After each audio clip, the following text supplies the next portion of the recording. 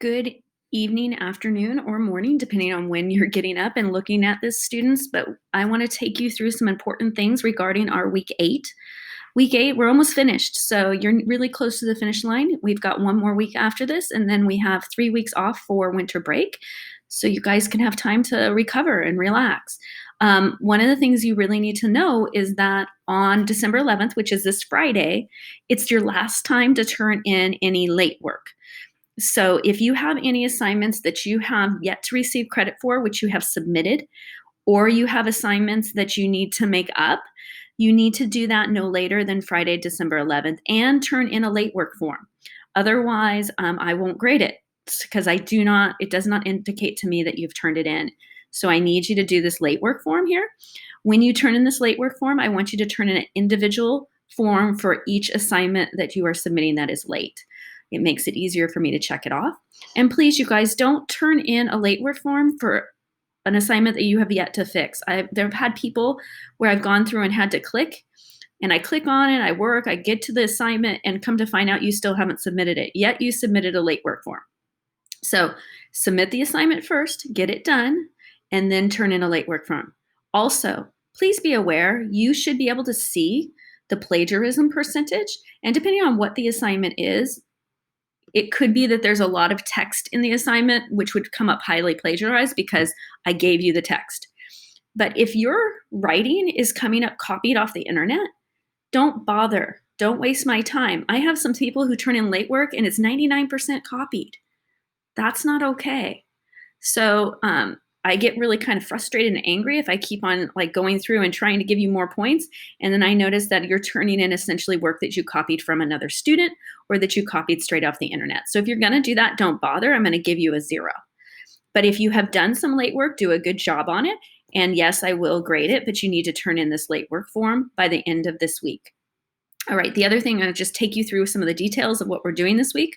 But remember, if you are at home or a distance learner full-time, or if you're just a student who only comes 1 day a week and you want extra help, every Tuesday, Wednesday, Thursday, and Friday at 1 o'clock, I have a Zoom.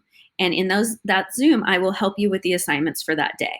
And you can ask questions. So make sure that you avail yourself of those opportunities. You just click on the link right here and it takes you to it, okay?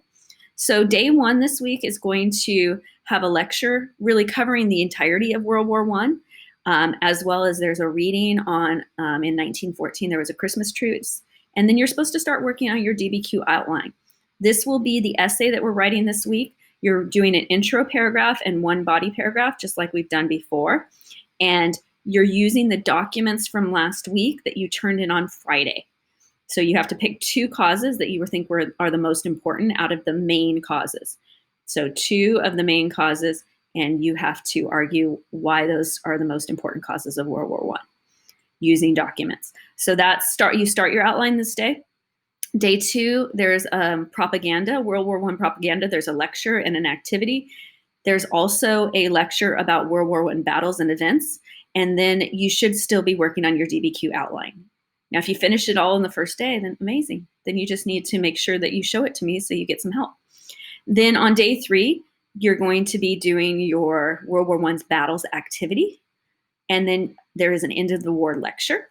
And then you continue to work on your DBQ outline. By day 4, you should have your DBQ outline completed so that you can then start to work on your final draft. So you have a Treaty of Versailles document analysis. This is what ended World War I.